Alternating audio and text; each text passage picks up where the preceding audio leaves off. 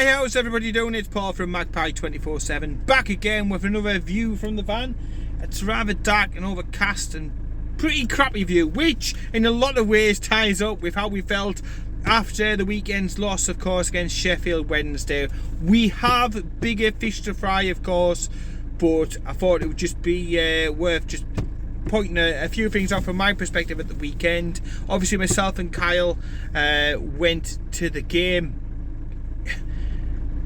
We should have known when you're sort of positioned next to one of them fucking huge mammoth poles and you can't fucking see anything and you need to move around just to be able to see the pitch, that it was probably going to be one of those days, and one of those days it was. Eddie Howe felt he needed to change things in order to protect players and to get them in the best possible condition and to get them ready for tomorrow's massive game, the quarter-final of the League Cup against Leicester City at St James's Park. So the decision was made to rotate, the decision was made to bring in some players from the cold, and it didn't quite work. You know, Isaac coming in, it was great to see. It was a massive lift before the game. Disappointing with ASM, who turns out he is ill. He is ill. Don't believe all that social media says at times. He is ill. That is why he didn't play. It is frustrating. It has been a frustrating season for him. It has been a frustrating season for us with regards to St Maximin, because we all know what he can do. We all know that this lad carried the football club on his shoulders under the fucking Bruce years. So, you know, we want to see him come back. We want to see him do well. And it's been a stop-start season all campaign for Alan St Maximin, but I do expect personally to see him back tomorrow. I think he'll be on the bench, but we'll get to that in a minute. The weekend, I'll just quickly touch upon that. They deserved it. They were clinical. We were not. We created the more chances, but when you've got finishing like what Chris Wood finished, then you've not got an absolute fucking Scooby chance of getting through. You know, we have seen some corkers over the years, but I am honestly telling you, I'd rather at the moment have an Andreas Anderson, a Carl Court, a Kevin Gallagher, bargain signing Kevin Gallagher. I'd even go as far as saying Yondal Thomason, because you know, they did score some goals. They had issues, they had injuries and this, that and the other. Perhaps they come at the wrong time, or they were played out of position or whatever, but Chris Wood has been given chance after chance, and I get Eddie Howe sticking up for him. I really get that. I get what he's saying about tactically and in the system and working, and I saw myself last season. He wasn't scoring, but he was the focal point of the attack, and we were still producing the results. The problem is that when you are a £25 million striker, and we've not had many of them, let's face it, we've not had many, but when you are a £25 million striker, you are expected to score goals. You are expected to get shots at least on target to make it difficult for goalkeepers. And when that ball was played through to Joe Linton, and yet again he goes for the rugby conversion try, you're just like, don't be rubbing your face. No, it's not what we want to see. You know, you're handing over your hard-earned coin to go and watch this. And we've had so many positives to speak about, but there's only so long that you can bite your lip and just try and point out every other positive. But there's one glaring, huge, obvious mistake. A bus driver who can't drive a bus is no good as a bus driver.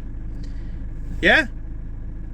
If you're if you're a pilot, if you can't fly a plane, you're pretty useless. And if you're a striker who can't score fucking goals, you're no good to anyone.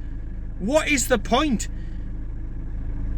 You know, I would expect a centre-back who was slipped through like he was during that game on that one particular chance to have done better.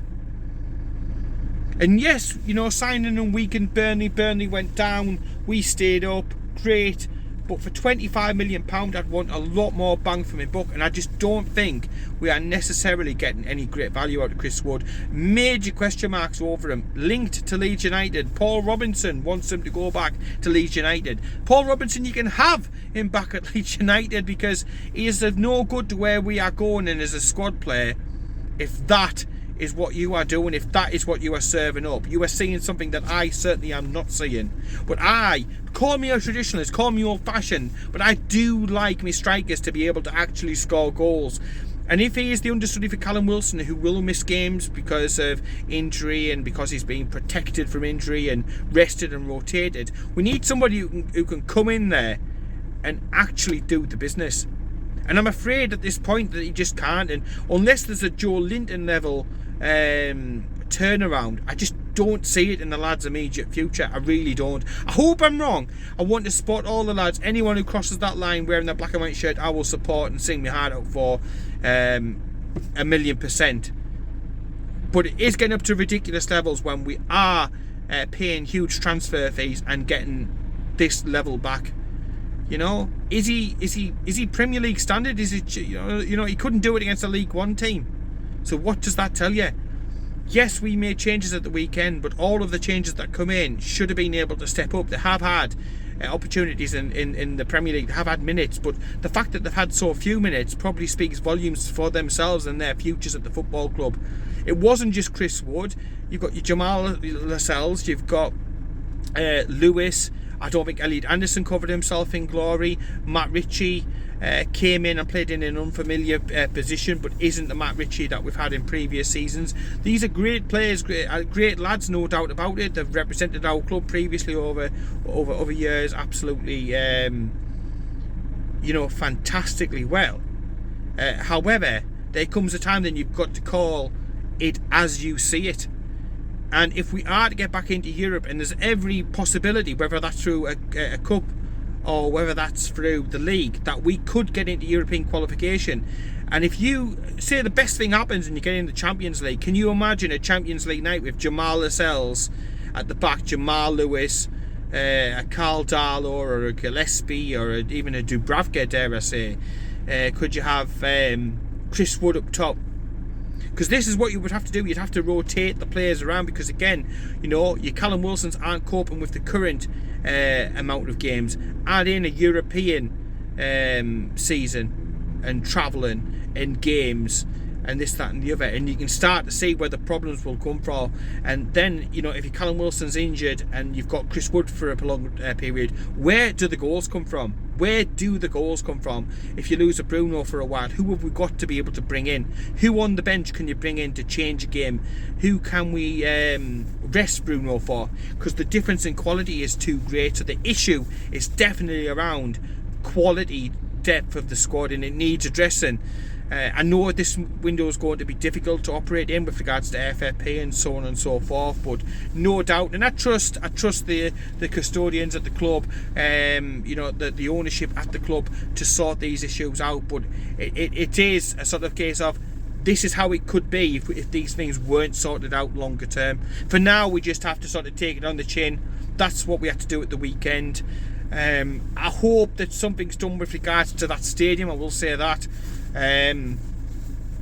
That away needs bulldozing down and redesigning and rebuilding, and the stewarding needs some serious attention as well. Outside, they were clueless, they were buffoon-like. One was saying completely opposite to what somebody else was saying around the corner. You were shepherded in by any which way. You approach a steward inside the stadium and they literally say, I don't know, you're better off asking him, I have no idea. You ask that person and he just says, just sit anywhere down the bottom. That isn't how it works. And that's before overcrowding in the walkways, struggling to get down, nearly tripping and falling, getting down the concourses and stuff like that. It's not safe. It's not what a modern football stadium should be like. Lessons should already have been learned off that exact stadium. And it's not the only one, because there's been other instances, like the Sheffield United, when we've gone down there, nearly fucking crushed. Crystal Palace nearly crushed down there because there's too many people in short spaces, and the stadiums need to be safe. The stewarding needs to be better. Like I say, most of the stewards couldn't have given absolute monkey's chuff. Most of them said, I hope you smash these because I hate them.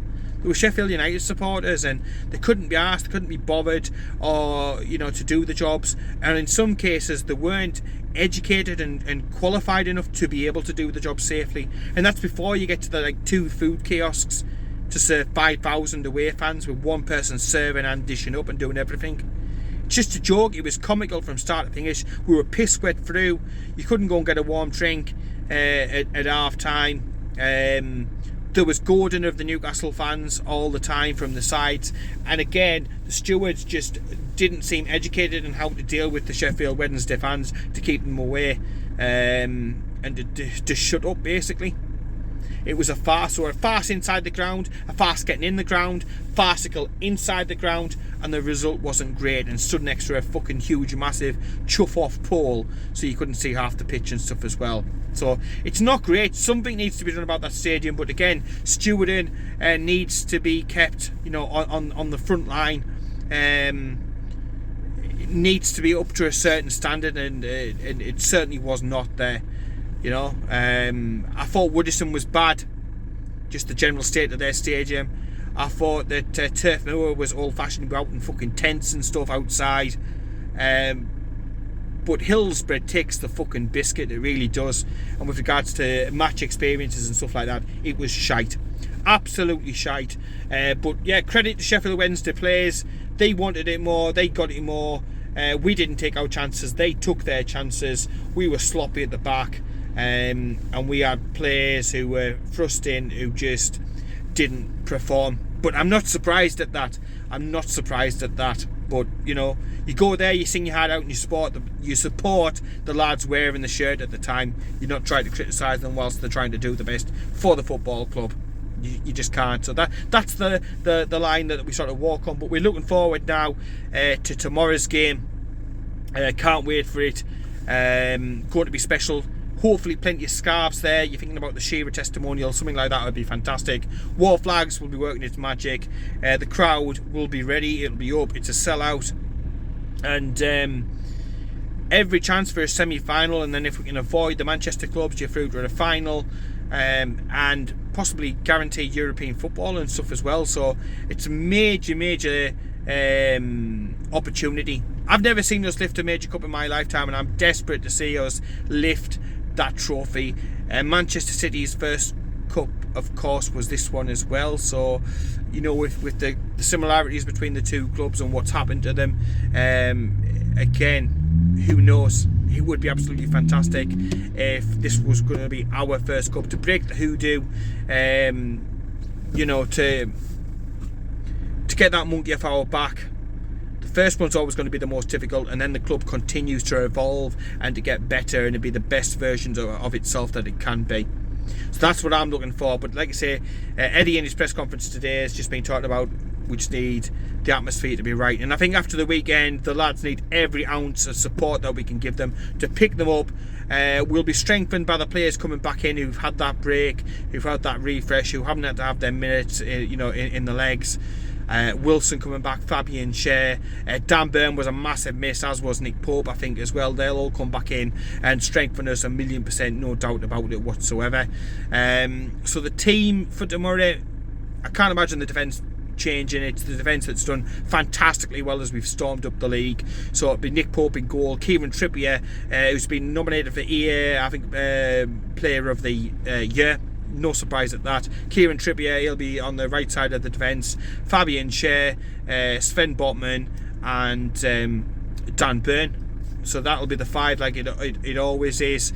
That'll be a tough nut to crack for Leicester, no doubt about it. In front of that, this is where you could make changes depending upon ASM's availability. Now, if you look at it, if the Saint was ready to start, you could play Saint out wide and bring Joe Linton back into the middle, but I don't think that is the case. He was ill at the weekend. I don't see him being fit to start this game. He may get on the bench. So the three in the middle that I think that Eddie Howe will go for will be Bruno Guimaraes, and he'll be flanked either side by Joe Willock and Sean Longstaff. And then either side, Miggy, of course, we're looking for another goal, and then on the other side, Big Joe Linton. And then up top, Callum Wilson walks straight back into that because he is the centre forward. That is what we have got. He is absolutely amazing. I think that team beats anything that Leicester are able to throw at us. I really do. They'll be shitting themselves from when we played them after the restart. We blew them out of the water. It could have been a cricket score if we wanted to. Newcastle United stopped basically, and conserved energy. But if we wanted to, there was more gears to go up. They'll be shitting themselves because they're like, oh my word, we've just been blitzed away bad and once, and we've got to step up to the challenge again. It's going to be a hostile atmosphere. Everybody's going to be generally there just wanting Newcastle to make that step to get into the semi-final and to get that one bit closer to silverware. So all things taken into consideration, I can see it being a 2-0 performance to us. I'll be more than happy for that. Any way that we get through to the final, because we've had to do it the hard way. We've needed spot kicks and stuff like that. There haven't been classics to get through to where we are, but we are there on merit, no doubt about it. Just the same as we are in the league, we are there on merit. So I'm feeling confident. Hopefully St. Maximum gets on the bench and he gets more than 5 minutes. We need to get him back up to match speed, because you've got Isaac as well, who will come in to the mix. I'd imagine he'd be on the bench as well tomorrow. He needs minutes. So if you're 2-0 up, 70 minutes maybe, to be able to bring on the likes of Isaac and ASM as a double substitution, and you're Leicester City and you're looking at it, that is going to be demoralising, there's no doubt about it. I mean, anybody who thinks that isn't, you'd be as thick as a fucking dictionary. You really would. But yeah, massive opportunity for us to get balls deep into this fucking competition, and boy, is it fucking overdue. It's just an amazing opportunity, and Eddie's spoken it up. It's the biggest game of the season. He's already labelled it that. The lads will know. They'll need no reminding. They'll want to make up from the disappointment, at the weekend. We can't be out of both competitions in a matter of a couple of days. It would be the most Newcastle United thing ever, but I just can't see it happening. So let me know down below what you think with regards to the score. Apologies about the lighting and stuff like that, but I wanted to get the video done whilst I could. And I've just been so busy with everything that's been going off, and all the updates, the news and stuff that's been going up all over our social media. So I've just been busy. So apologies about the light, but I thought I'd get you this update done beforehand. But yeah, let me know about the score, what you think it is going to be down below. The team lineup, would you bring the Saint in? Would you bring Big Joe back into the midfield? Because I do think we are missing Big Joe in that central area, I must admit.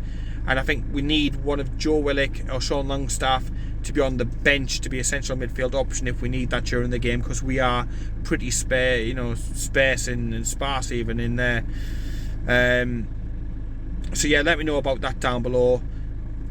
Do you see players going out before the end of the campaign? Elliot Anderson, there's people sniffing around him, but Eddie's saying he doesn't really want people to go. But what did you think at the weekend? Did you think he looks like he needs minutes and regular game time in order to progress? I certainly did think so, but I'd be interested to hear your opinions as well, as always. So yeah, like the video, subscribe to Magpie 24/7, continue to support what we're doing and where we go with this.